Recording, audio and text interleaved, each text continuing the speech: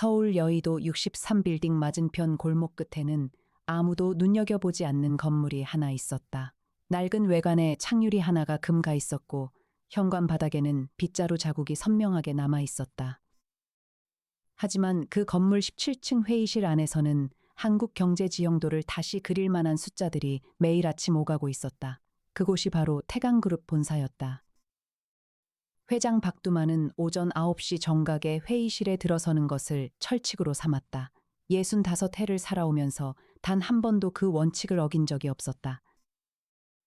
비서실장 강주현은 그 사실을 누구보다 잘 알았기 때문에 9시 2분이 지나도록 회의실 문이 열리지 않자 처음에는 그저 속이 조금 불편하셔서 화장실을 들르신 것이라고 생각했다. 9시 5분이 되었다. 9시 7분이 되었다. 강주현은 회의실 문을 두드렸다. 대답이 없었다. 다시 두드렸다. 역시 조용했다. 그녀는 문손잡이를 당겼다. 박두만은 상석 의자에 앉아 있었다. 양복 재킷은 단정하게 여며져 있었고 손은 탁자 위에 가지런히 놓여 있었다. 눈은 반쯤 감겨 있었고 입꼬리가 기묘하게 처져 있었다. 얼굴 전체가 낯빛이었다. 강주현이 비명을 질렀다. 경찰이 도착하기까지 걸린 시간은 11분이었다. 강남경찰서 형사 2명이 먼저 들어섰고 그 뒤로 구급대원이 따라 들어왔다. 박두만은 이미 숨이 끊어진 상태였다. 주검을 처음 들여다본 형사 이정우는 기이한 것을 발견했다. 박두만의 양복 바지 오른쪽 주머니가 불룩하게 부풀어 있었다. 조심스럽게 꺼내보니 손바닥 가득 찰 만큼의 나달이 쏟아졌다. 형사 이정우는 그것이 무엇인지 바로 알아보지 못했다. 국과수에서 나온 감식팀이 그것을 보고서야 누군가 입을 열었다. 호밀이네요. 형사 이정우가 고개를 들었다. 호밀이라고요? 네, 호밀. 양복 주머니에 호밀, 회의실 안이 일순간 조용해졌다. 창밖으로는 한강물이 아침 햇빛을 받아 번쩍이고 있었다.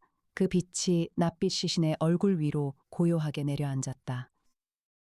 그날 저녁 뉴스는 일제히 태강그룹 회장 박두만의 사망 소식을 전했다. 그러나 호밀에 대한 이야기는 단 한 줄도 보도되지 않았다. 그것은 경찰이 철저히 통제한 정보였다. 누군가 알아서는 안 되는 것이었기 때문에. 마포구 합정동 골목 끝에 자리한 오피스 빌딩은 50층짜리였다. 그 꼭대기층 전체를 강역탐정사무소가 쓰고 있었다. 유리창 바깥에 금박으로 새긴 강역탐정사무소라는 글자가 맑은 날이면 합정역 출구에서도 보였다. 실험실에는 의학 박사이자 범죄학 전공자인 송태풍 박사가 수석 연구원으로 근무하고 있었다. 현장 감식에서 암호 해독까지 그가 못하는 일은 사무소 내에 없었다. 송태풍 박사의 조수 나정희는 미소가 환한 여성으로 사무소 분위기를 부드럽게 만드는데 적지 않은 기여를 했다. 옥상에는 헬리포트가 있었고 지하 주차장에는 최고급 승용차가 여러 대 줄지어 서 있었다. 무인 주행이 가능한 차량도 2대 포함되어 있었다. 최첨단 드론도 5대가 충전 거치대에 꽂혀 있었다. 그 모든 설비의 주인인 강혁은 그날 아침에도 사무소 한가운데 놓인 가죽 소파에 비스듬히 기대어 커피를 마시고 있었다. 이해나가 사무소 문을 열고 들어선 것은 오전 10시가 조금 넘은 시각이었다. 국립과학수사연구원 법화학과 출신으로 강혁이 직접 스카우트한 분석화학 전문가였다. 탐정님, 태강그룹 박두만 회장 사망 사건 아셨어요? 이해나가 태블릿을 건네며 말했다. 화면에는 이미 박두만의 사망 보도와 태강그룹 주가 하락 그래프가 정리되어 있었다. 강혁은 커피잔을 내려놓으며 태블릿을 받아들었다. 어젯밤에 뉴스 봤어요. 경찰은 지병에 의한 돌연사로 발표했는데요. 세종이 방금 국과수 초기 감식 데이터 일부를 분석했어요. 독성 성분이 검출됐습니다. 강혁의 눈이 가늘어졌다. 어떤 독성? 탁신 계열로 추정되어 주목나무 추출 독성분이에요. 자연식품에서도 극미량이 검출되긴 하지만 이 정도 농도면 얘기가 달라지죠. 주목나무, 강혁이 낮게 읊조렸다.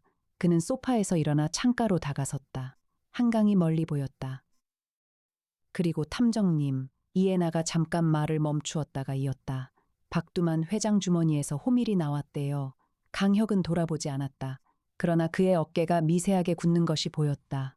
호밀, 그는 짧게 되뇌었다. 의뢰는 예상보다 빠르게 들어왔다. 태강그룹 장남 박성준이 직접 사무소를 찾아온 것은 박두만 회장 사망 이틀 후였다. 박성준은 43이었고 검은 정장에 넥타이를 단정하게 맨 채로 사무소 문을 열고 들어섰다. 표정은 굳어 있었지만 눈빛에는 분노와 두려움이 겹쳐 있었다. 경찰은 아버지가 그냥 돌아가셨다고 합니다. 지병이라고요. 하지만 저는 믿지 않습니다. 이해나가 내온 차를 손도 대지 않은 채 그가 말했다. 강혁은 맞은편 의자에 앉아 박성준을 바라보았다. 왜 믿지 않으십니까? 아버지는 정기 건강검진을 매달 받으셨습니다. 한 달 전 검진에서 아무 이상이 없었어요. 그리고 그날 아침 아버지는 평소와 다름없이 드셨습니다. 사무실에 도착하기 전까지는요? 아침을 어디서 드셨습니까? 자택입니다. 성북동 자택. 동석한 사람은요? 새어머니 문선희 씨와 둘째 박성민이요. 그리고 가정부 권순희 씨. 강혁은 잠시 말을 멈추었다. 이해나가 옆에서 세종에게 관련 정보 수집을 조용히 지시했다. 박성민 씨는 현재 어디 계십니까? 박성준의 표정이 미묘하게 흔들렸다. 파리에 있었어요. 아버지 돌아가신 다음 날 들어왔습니다. 아버지 사망 당일 파리에 계셨다는 것은 확인된 겁니까? 공항 기록상으로는 그렇습니다. 강혁은 고개를 끄덕이는 대신 다음 질문으로 넘어갔다. 박두만 회장 유언장은 작성되어 있습니까? 있습니다. 태강그룹 지분 51%는 저에게 넘어옵니다. 나머지 49%는 3년 전에 혼인하신 새어머니 문선희 씨에게 돌아갑니다. 단 혼인 유지 기간과 관계없이 아버지 사망 이후 30일 이내에 새어머니가 생존해 계실 것을 조건으로요. 강혁의 눈썹이 아주 조금 올라갔다. 이해나가 그 미세한 변화를 놓치지 않았다. 30일 이내에 생존해 있어야 한다는 조건이 유언장에 명시되어 있습니까? 네, 그 조건을 알고 있는 사람들이 얼마나 됩니까? 가족들은 모두 알고 있을 겁니다. 강혁은 의자 등받이에 등을 붙이고 잠시 생각했다.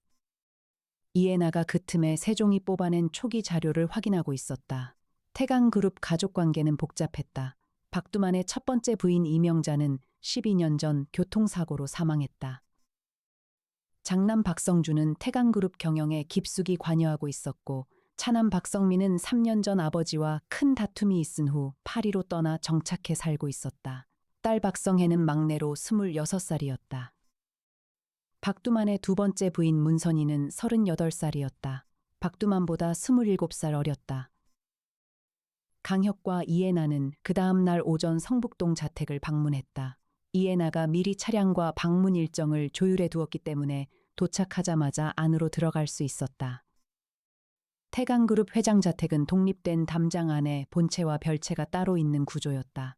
정원은 넓었고 정원 한쪽에 오래된 주목나무 두 그루가 서 있었다. 강혁은 현관 앞에 서서 먼저 정원 전체를 훑었다. 있는 것, 없는 것, 어색한 것, 주목나무. 그는 속으로 그 단어를 새겼다. 문선희는 응접실에서 이들을 맞았다. 얼굴은 창백했지만 자세는 흐트러짐이 없었다. 그녀는 검은 원피스를 입고 있었고 손을 무릎 위에 가지런히 놓고 있었다. 무엇을 도와드릴 수 있을지 모르겠네요. 그녀가 먼저 입을 열었다. 박두만 회장 사망 당일 아침 상황을 말씀해 주시겠습니까? 강혁이 물었다. 평소와 다름없었어요. 회장님은 아침 7시에 일어나셔서 식당에서 아침을 드셨어요. 죽과 여러 가지 반찬이 나왔고요.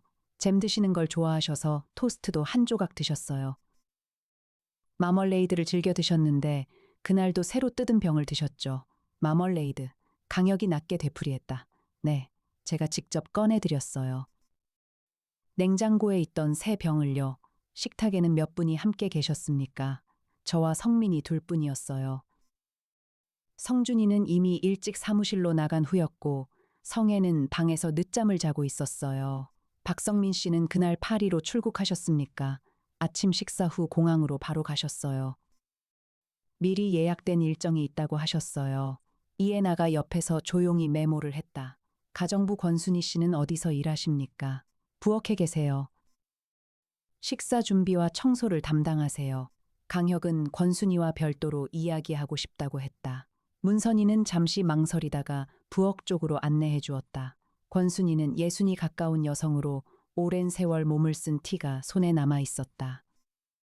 그녀는 강혁이 마멀레이드에 대해 묻자 잠깐 눈을 내리깔았다. 그날 아침에 세 병 드렸어요. 창고에서 제가 꺼냈고요. 세 병이었습니까? 네. 뚜껑을 따지 않은 새 것이요. 뚜껑을 따지 않은 병이었다면 누가 거기에 무언가를 넣기는 어렵겠군요. 권순이의 시선이 아주 잠깐 흔들렸다. 그렇죠. 뚜껑이 닫혀 있었으니까요. 강혁은 그 흔들림을 보았다. 그러나 더 이상 몰아붙이지 않았다.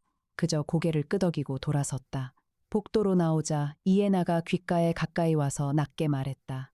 탐정님 마멀레이드 병 경찰이 가져갔을 텐데요. 세종한테 시켜서 감식 결과 확인해 볼게요. 강혁은 사무소로 돌아오는 차 안에서 형 강민혁에게 전화를 걸었다. 강민혁은 검찰청 고위 간부였다. 형, 나 강혁. 혁아.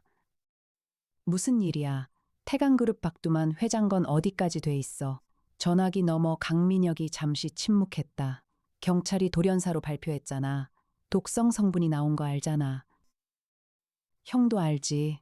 혁아, 그거 어떻게 알았어? 내가 탐정이잖아.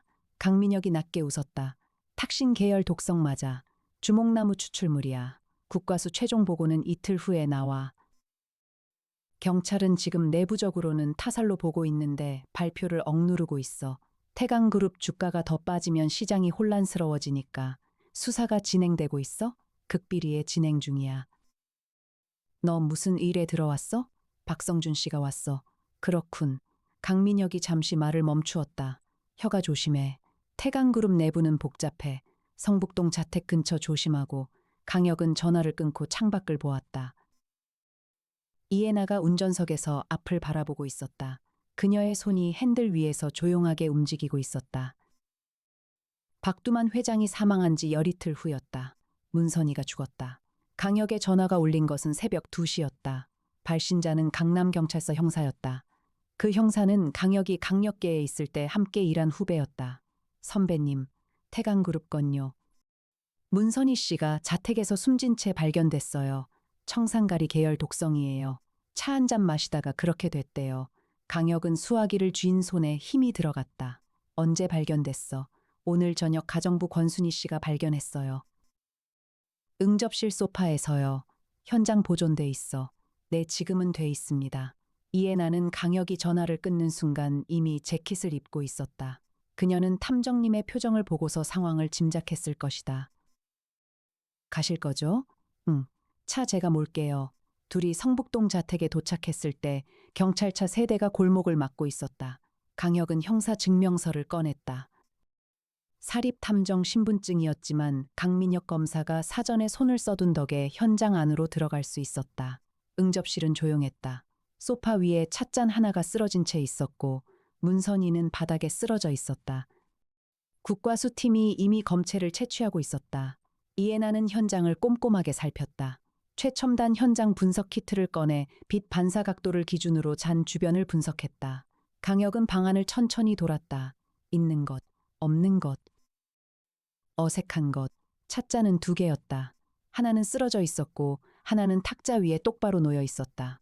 누가 함께 있었군. 강혁이 혼잣말처럼 말했다. 이에나가 고개를 들었다. 잔이 2개예요. 손잡이 방향이 달라요. 왼쪽 잔은 손잡이가 바깥쪽으로 향해 있고 오른쪽 잔은 안쪽이에요. 보통 오른손잡이라면 손잡이가 바깥쪽으로 향하게 놓거든요. 그러면 2번째 잔은 왼손잡이가 놓은 건가요? 아니면 누군가가 흔적을 일부러 지웠거나요? 강혁이 이에나를 보았다. 에나 씨 잘 봤어요. 이에나가 눈을 내리깔았다. 탐정님이 먼저 보셨을 거예요. 강혁은 반박하지 않았다. 그는 탁자 주변 바닥을 훑었다. 아주 작은 흔적 하나가 시야에 걸렸다. 카펫 섬유 위에 찍힌 발자국이었다. 신발 밑창 패턴이 또렷하지는 않았지만 사이즈가 비교적 컸다. 남성용으로 볼 수 있는 크기였다. 강혁은 사진을 찍었다. 그날 밤 성북동을 떠나면서 강혁은 한 가지 생각이 머릿속에서 떠나지 않았다. 박두만이 죽었다. 열이틀 후 문선희가 죽었다. 유언장에 명시된 30일의 기간 안에 문선희가 생존해 있어야 지분을 승계받을 수 있었다. 그러나 문선희는 열이틀 만에 사망했다. 지분 51%는 박성준에게 돌아갔다. 나머지 49%도 박성준이 가져갈 수 있게 됐다. 사흘 후였다. 가정부 권순이가 자택 후문 골목에서 목이 졸린 채 발견되었다. 그녀의 코에는 빨래 집게 하나가 물려 있었다. 강혁은 세 번째 사망 보고를 받고 사무소 안을 오랫동안 걷고 또 걸었다. 이해나는 그 모습을 보며 아무 말도 하지 않았다. 송태풍 박사가 실험실에서 나와 분석 데이터를 내밀었다. 박두만 회장 혈중에서 나온 독성 성분은 주목나무 잎에서 추출한 탁신이에요. 마멀레이드 병 잔류물 분석 결과 같은 성분이 나왔어요. 국과수에서 지금 최종 확인 중이에요. 문선희 씨는요. 청산 화합물이요. 차에 녹인 형태예요. 권순희 씨는 교살이에요. 그리고 코에 빨래 집게. 강혁이 멈추어 섰다. 탐정님, 이해나가 조심스럽게 불렀다. 세종한테 분석시켜봤어요.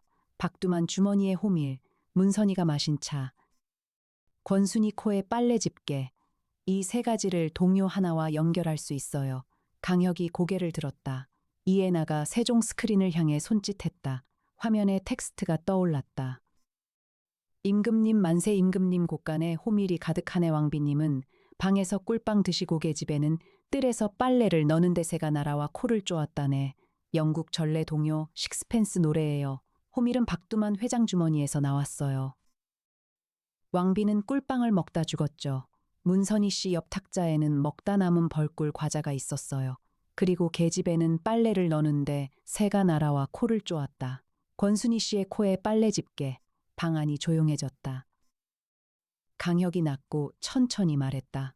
범인이 동료를 따라가고 있다. 네, 그러면 이건 충동 범행이 아니에요. 치밀하게 계획된 거예요. 그리고 범인은 이 동료의 모든 장면을 구현하려는 의도가 있어요. 이해나가 고개를 끄덕였다. 그렇다면 동료에 등장하는 다른 인물이나 소품도 있을 거예요. 강혁이 다시 화면을 보았다. 동요 안에는 아직 구현되지 않은 요소들이 있었다. 검은 새, 그가 낮게 말했다. 세종이 태강그룹과 관련된 모든 법적 기록과 사업 내역을 분석하기 시작했다. 이해나는 그 옆에서 세종과 대화하듯 추가 조건을 입력하며 데이터를 좁혀갔다. 강혁은 그 결과를 기다리는 동안 의뢰인 박성준에게 다시 연락을 취했다. 박두만 회장이 과거에 어떤 광업 관련 투자를 하신 적이 있습니까? 박성준이 전화기 너머에서 잠시 멈추었다. 왜요? 알아야 할 것이 있어서요. 강원도에 탄광이 있어요.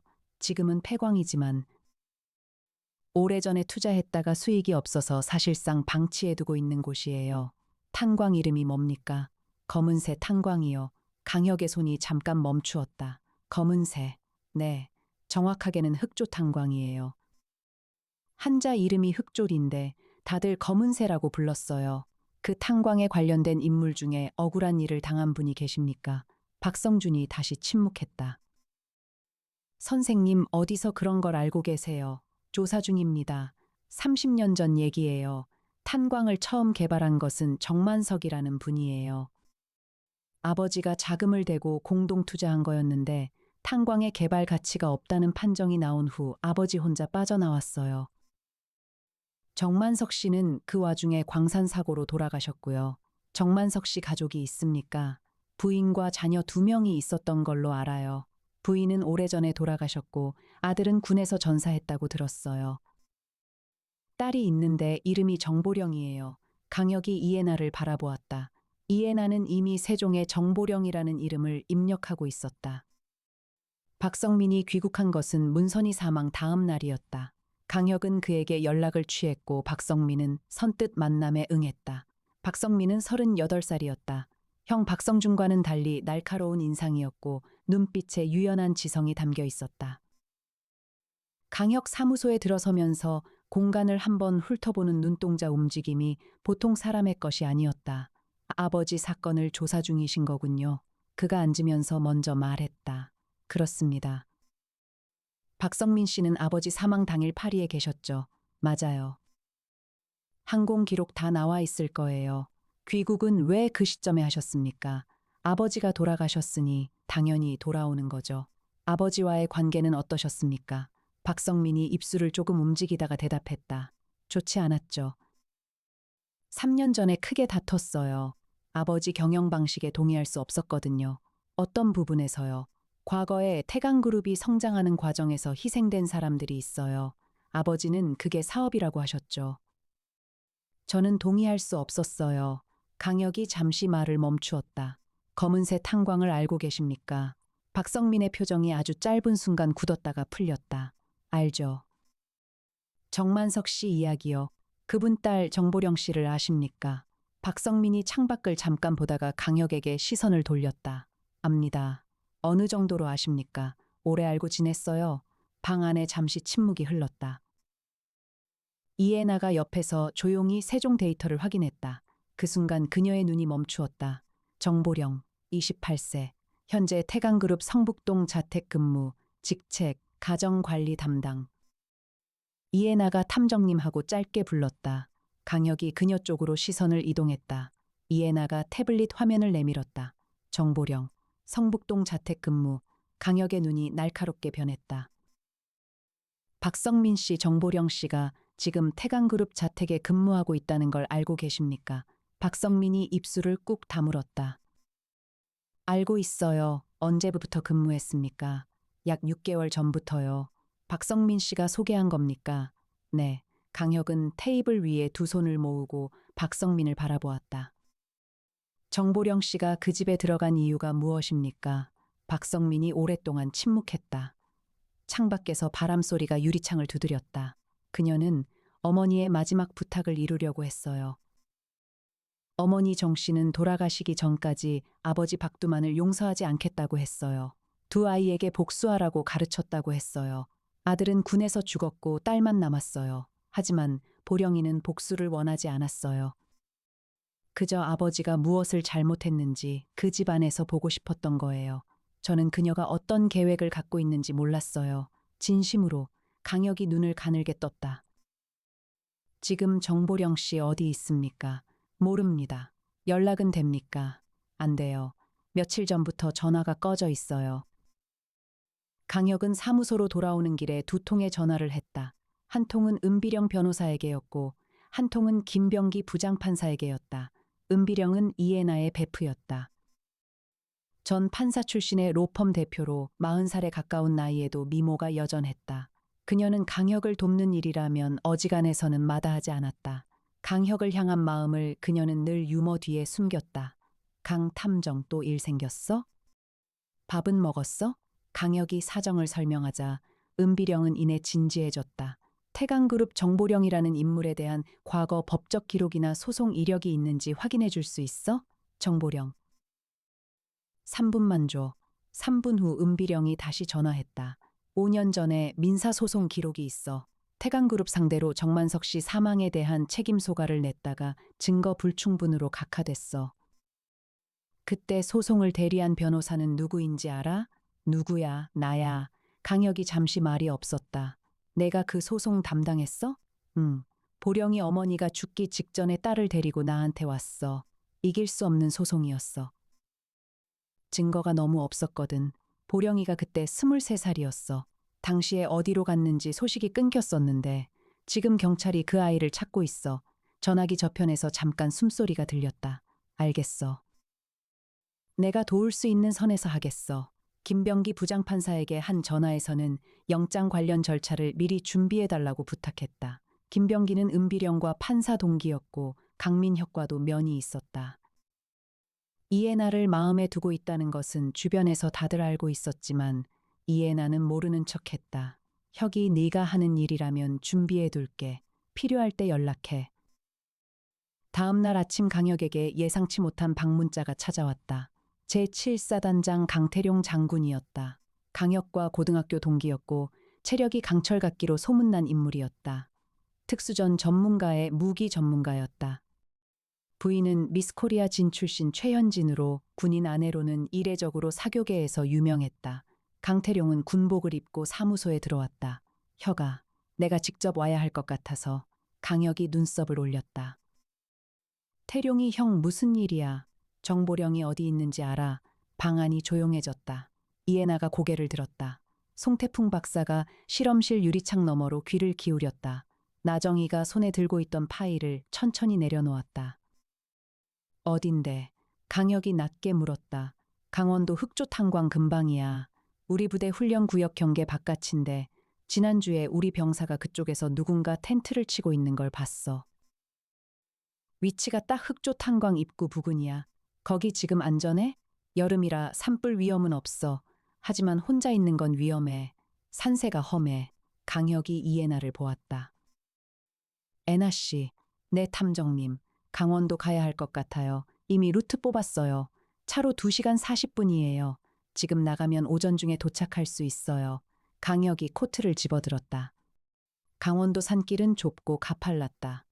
이에나가 운전하는 차는 그 길을 놀랍도록 안정감 있게 타고 올라갔다. 뒤로는 무인 드론 2대가 선행 탐색을 하며 앞길을 스캔하고 있었다.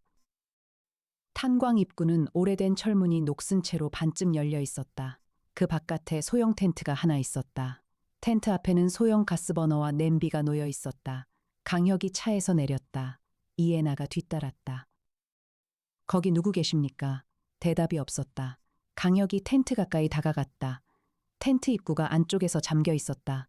정보령 씨입니까? 잠시 후 텐트 지퍼가 내려갔다. 28세의 여성이 밖으로 나왔다. 얼굴은 수척했고 눈이 컸다. 눈빛에 두려움과 결의가 동시에 담겨 있었다. 저를 찾아오셨군요. 걱정이 됐습니다. 강혁이 말했다.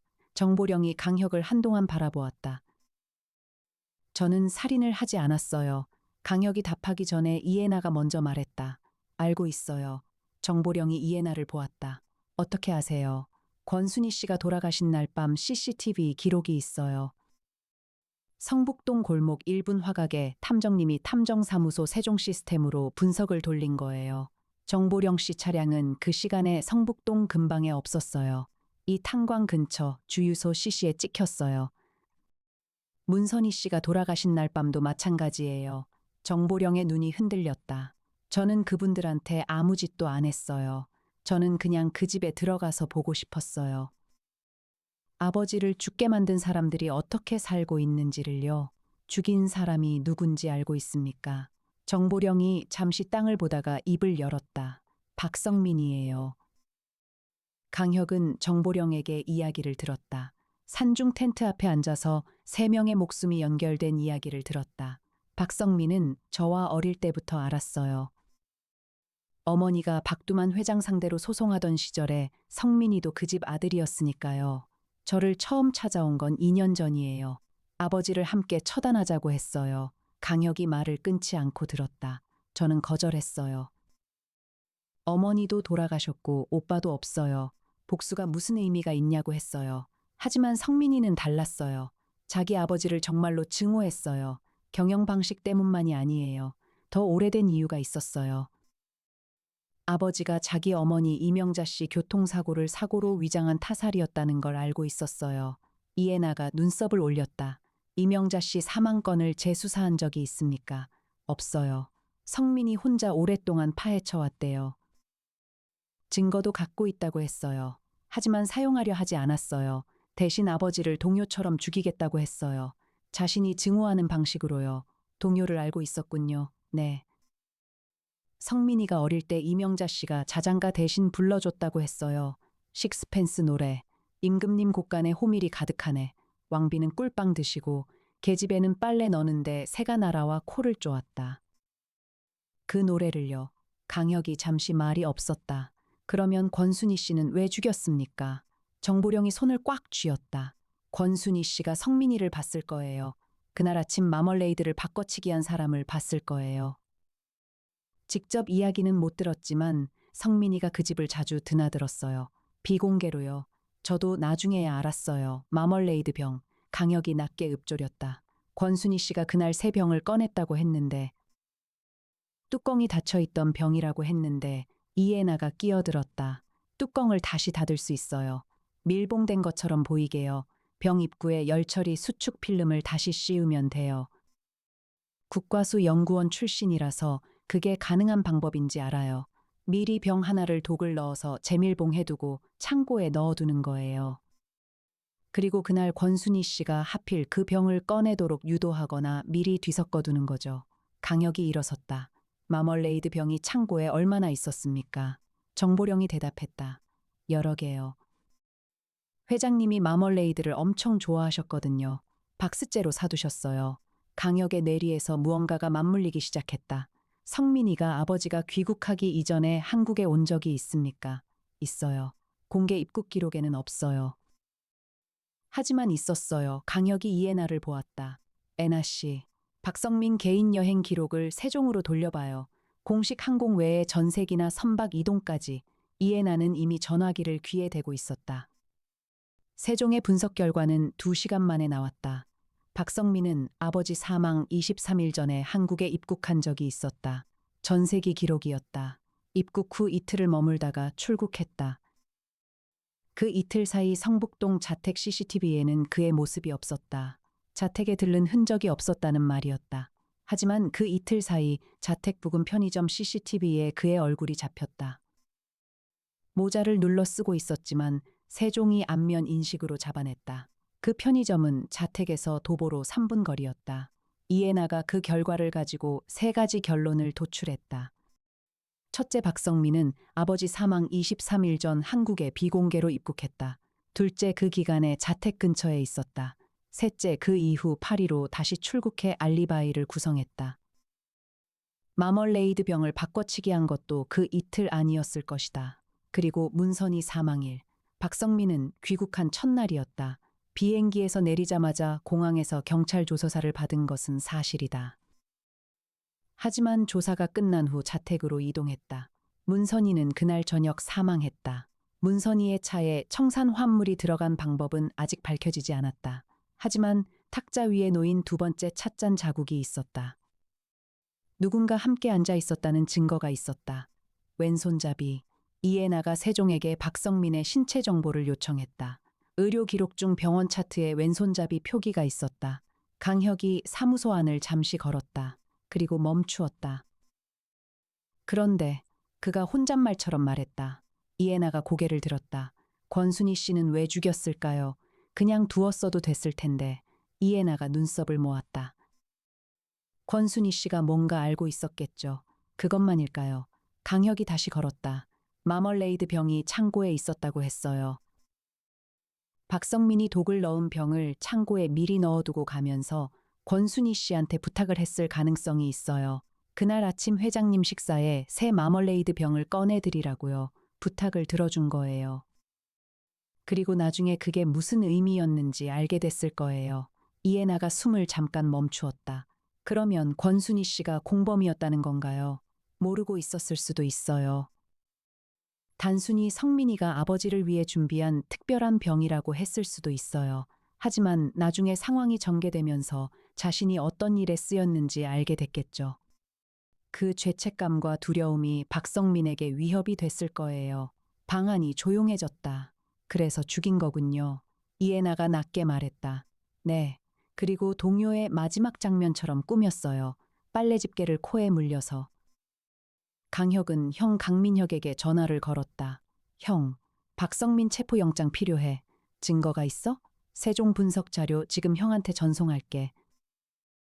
CCTV 안면 인식 결과 전세기 기록 의학 차트, 그리고 현장 발자국 분석. 발자국? 문선희 씨 응접실 카펫에 남은 발자국이야. 박성민 신발 사이즈와 일치해. 이해나 씨가 현장에서 정밀 채취했어. 잠시 후 강민혁이 낮게 말했다. 김병기한테 연결할게.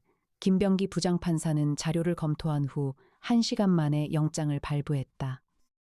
박성민은 그날 저녁 태강그룹 자택에서 경찰에게 체포됐다. 그는 연행되는 순간에도 눈빛이 흔들리지 않았다. 오히려 체포 직전에 창밖을 보며 무언가를 중얼거렸다. 강혁은 그 순간 가까이에 있었다. 박성민이 무슨 말을 했는지 들었다. 어머니, 했어요. 조사 과정에서 추가 사실이 밝혀졌다. 이명자 씨의 교통사고, 박성민이 주장해온 것처럼 그것은 사고가 아니었다. 박두만이 이명자와의 이혼 과정에서 재산 분쟁이 생기자 사고를 꾸민 것이었다. 박성민은 그 사실을 스물둘 때 알았다. 어머니 지인이 남긴 메모 하나를 발견하면서였다. 26세부터 박성민은 조용히 증거를 모았다. 아버지의 자금 흐름을 추적하고 관련자들을 찾아갔다. 3년 전 아버지와 다툰 이유도 사실은 이 때문이었다. 이명자 씨의 일을 직접 들이밀었고 아버지는 부정했다. 박성민은 파리로 떠났다. 그리고 기다렸다. 검은새 탄광 부근에서 새로운 광물 매장 가능성이 제기된 것은 그 직후였다. 히토류였다. 검은새 탄광 지분의 현재 소유자는 태강그룹이었다. 그 지분이 상속되는 과정에서 형 박성준이 모든 것을 가져가게 되면 그것은 또 다른 부당한 결과였다. 박성민은 두 가지를 한꺼번에 이루려 했다. 아버지를 처단하는 것, 그리고 지분을 형이 독점하지 못하게 하는 것. 문선희가 30일 이내에 사망하면 지분 51%가 박성준에게 간다. 그러나 박성민은 파리에서 아버지의 자산 일부를 자신의 이름으로 돌린 서류를 미리 준비해 두었다. 아버지가 살아있을 때 이미 손을 써두었다. 은비령 변호사가 그 서류를 검토했다. 공증이 돼 있어. 유효해. 성민이 어머니 이명자 씨 사망 당시 아버지가 은닉한 자산 일부가 포함된 거야. 어머니 몫이었던 것들이에요. 이해나가 은비령에게 물었다. 법적으로 가능해요? 시간이 걸리겠지만 되게 할 수 있어. 불법 취득 자산의 반환 청구 형태로. 정보령은 경찰 조사를 받은 후 참고인 신분으로 풀려났다. 알리바이가 모두 확인됐고 그녀는 어떤 범행에도 직접 가담하지 않은 것이 명백했다. 강혁이 사무소로 돌아온 그녀에게 커피를 내밀었다. 앞으로 어떻게 하실 생각입니까? 정보령이 커피잔을 두 손으로 감쌌다. 모르겠어요. 아직은. 아버지에 관한 진실은 이제 기록에 남게 될 겁니다. 박두만 회장의 사망이 타살로 확정되면 관련 수사에서 이명자 씨 건도 같이 다루어질 거예요. 정만석 씨 건도 마찬가지고요. 정보령이 천천히 눈을 들었다. 복수가 이루어졌다고 생각해야 할까요? 강혁이 잠시 말이 없었다. 그는 강력계 시절에 한 가족의 평생이 단 하룻밤 만에 사라지는 잔인한 진실을 무수히 마주했다. 그 진실을 가장 오래 품고 있었다. 피해자의 아픔을 느끼면서 동시에 가해자가 그 이후 어떻게 살아가는가를 생각했다. 복수인지 아닌지는 시간이 지나면 알게 될 거예요. 지금은 살아남는 것이 먼저예요. 정보령이 고개를 작게 끄덕였다. 이해나가 옆에서 아주 조용하게 손수건을 내밀었다. 정보령의 눈에 눈물이 고여 있었다. 수사가 마무리되어 가는 시점에 예상치 못한 반전이 하나 더 기다리고 있었다. 박성준이 강혁 사무소를 다시 찾아왔다. 표정이 이전과 달랐다. 분노와 당혹감이 뒤섞여 있었다. 선생님. 제가 하나 여쭤봐야 할 것이 있어요. 그가 앉으며 말했다. 말씀하시죠. 성민이가 실토한 게 있어요. 경찰에서. 아버지가 어머니 이명자 씨를 죽였다고요. 저는 그 사실을 몰랐어요. 진짜로요. 강혁이 박성준을 바라보았다. 그렇겠지요. 그리고 또 하나요. 성민이가 말하기를 아버지가 검은새 탄광 히토류 개발 계획을 저한테 넘기려 했다고 했어요. 저한테 독점적으로요. 성민이를 배제하고요. 그래서 성민이가 더 분노했다고요. 알고 계셨습니까? 아니요. 전혀요. 아버지와 저는 최근에 오히려 사이가 좋지 않았어요. 아버지가 무언가를 혼자 결정하고 저한테 통보하는 방식으로 일을 하셨거든요. 저는 그 방식이 싫었어요. 함께 의논하고 싶었어요. 강혁이 잠시 생각했다. 그러면 박성준 씨는 이번 사건에서 피해자이시군요. 박성준이 고개를 숙였다. 그렇게 되네요. 아버지도 잃고 새어머니도 잃고 동생도 잃었어요. 그리고 아버지가 저한테 남긴 것이 이 모든 혼란의 씨앗이었다는 것도요. 강혁이 창밖을 보았다. 검은새 탄광 지분 문제는 법적으로 정리가 필요할 거예요. 정만석 씨 유족 측과의 합의도 검토해 보실 필요가 있어요. 박성준이 고개를 들었다. 선생님은 그런 것도 생각하시는군요. 범인을 잡는 것으로 끝나지 않아요. 사건 이후 남은 사람들이 어떻게 살아가는가가 더 중요할 때가 많습니다. 박성준이 오랫동안 강혁을 바라보았다. 그리고 천천히 고개를 끄덕였다. 세종이 최종 분석 보고서를 출력했다. 이해나가 꼼꼼하게 검토했다. 박두만 사망건은 박성민이 단독으로 계획하고 실행했다. 마멀레이드 병에 탁신을 주입한 후 제밀봉의 창고에 두었고 권순이가 그것을 꺼내도록 환경을 조성했다. 권순이는 그 사실을 알게 된 후 박성민에게 접근했다가 살해됐다.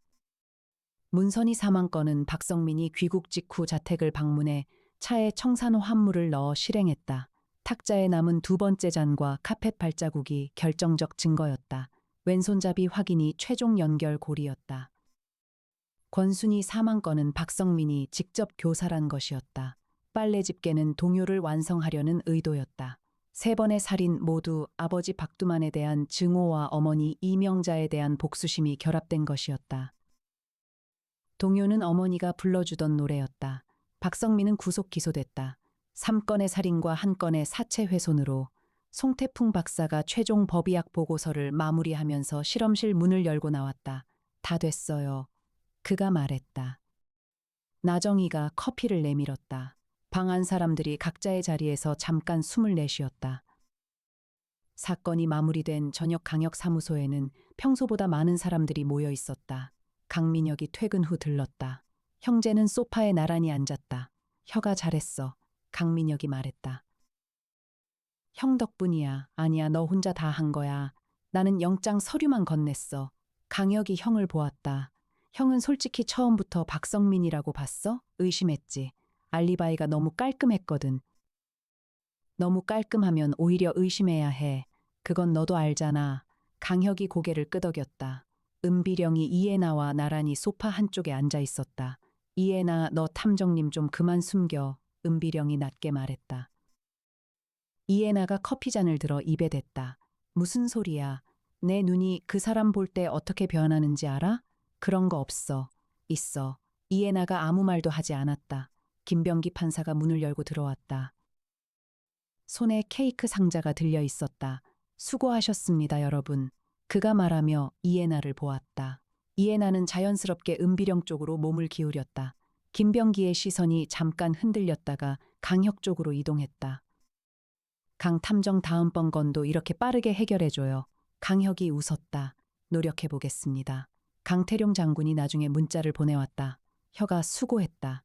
현진이가 다음에 밥 먹자고 한다. 응해라. 강혁이 그 문자를 보고 짧게 웃었다. 며칠 후였다. 강혁은 혼자 사무소에 앉아 창밖을 보고 있었다. 한강이 저 멀리 빛나고 있었다. 박두만 주머니 속의 호밀. 동요 속에서 호밀은 임금님 곳간에 가득한 것이었다. 풍요와 권력의 상징이었다. 박성민은 그것을 아버지의 주머니에 채워 넣음으로써 아버지가 임금처럼 군림하다 죽은 자라는 것을 표시한 것이었다. 그러나 강혁은 그 호밀에서 다른 것을 보았다. 호밀은 동시에 가장 평범한 나달이었다. 화려하지 않고 투박한 것이었다. 권력이 끝났을 때 남는 것은 그 평범한 뿐이라는 것을 박성민은 말하고 싶었던 것이 아닐까. 강혁은 그 생각을 오래 품고 있었다. 이해나가 사무소에 들어온 것은 1시간 후였다. 손에 종이봉투가 들려 있었다. 탐정님 식사 안 하셨죠? 했어요. 거짓말이에요. 이해나가 봉투를 탁자에 올려놓았다. 애나 씨, 강혁이 부드럽게 불렀다. 네, 탐정님. 이번 사건 고생했어요. 이해나가 봉투를 정리하며 대답했다. 탐정님이 더 고생하셨잖아요. 아니에요. 애나 씨가 세종 분석 돌리고 CCTV 안면 인식 잡아내고 발자국 채취 안 했으면 증거 연결이 됐겠어요. 이해나가 잠시 멈추었다. 그리고 창밖을 보았다. 탐정님, 다음 사건도 제가 같이 다닐 수 있죠? 강혁이 이해나를 보았다. 그녀는 창밖을 보고 있었다. 당연하죠. 애나 씨 없으면 안 돼요. 이해나가 살짝 입술을 움직였다. 그것이 웃음인지 무엇인지 강혁은 알 수가 없었다. 그러나 그는 그 순간 굳이 확인하지 않았다. 창밖에서 저녁이 내려앉고 있었다. 한강이 황금빛으로 물들었다. 마포구 합정동 골목 위로 강혁 탐정사무소 금박 글자가 마지막 햇빛을 받아 반짝였다. 세종이 조용한 알림음을 냈다. 새로운 의뢰 메일이 한 통 도착해 있었다. 강혁이 커피잔을 들어 한 모금 마시고 화면을 향해 몸을 당겼다. 박성민은 재판에 넘겨졌다. 은비령 변호사가 피해자 측 대리인으로 참여했다. 정만석 씨 유족에 대한 민사배상 소송도 병행됐다. 검은새 탄광 지분 문제는 박성준이 자발적으로 일부를 정보령에게 양도하는 것으로 합의됐다. 박성준은 그것이 아버지의 잘못을 자신이 청산하는 방식이라고 했다. 정보령은 합의 이후 짧은 편지를 강혁에게 보냈다. 내용은 길지 않았다. 살아남겠습니다. 덕분입니다. 강혁은 그 편지를 서랍에 넣어두었다. 권순이는 공범 여부 논란이 있었지만 고의성이 없는 것으로 판단돼 공소권 없음 처리됐다. 그녀는 자신이 한 일의 의미를 알고 나서 그 죄책감으로 힘들어했을 것이었다. 그리고 그 때문에 죽었다. 강혁은 강력계 시절부터 알고 있었다. 가장 견디기 힘든 진실은 악인이 만들어낸 피해자가 또 다른 피해자를 만든다는 것이었다. 박두만이 정만석을 죽였고 그것이 정보령의 어머니를 병들게 했고 그 증오가 박성민을 만들었다. 박성민이 권순이를 이용했고 권순이는 죽었다. 동요는 그렇게 끝났다. 주머니 속의 호밀처럼 쓸쓸하게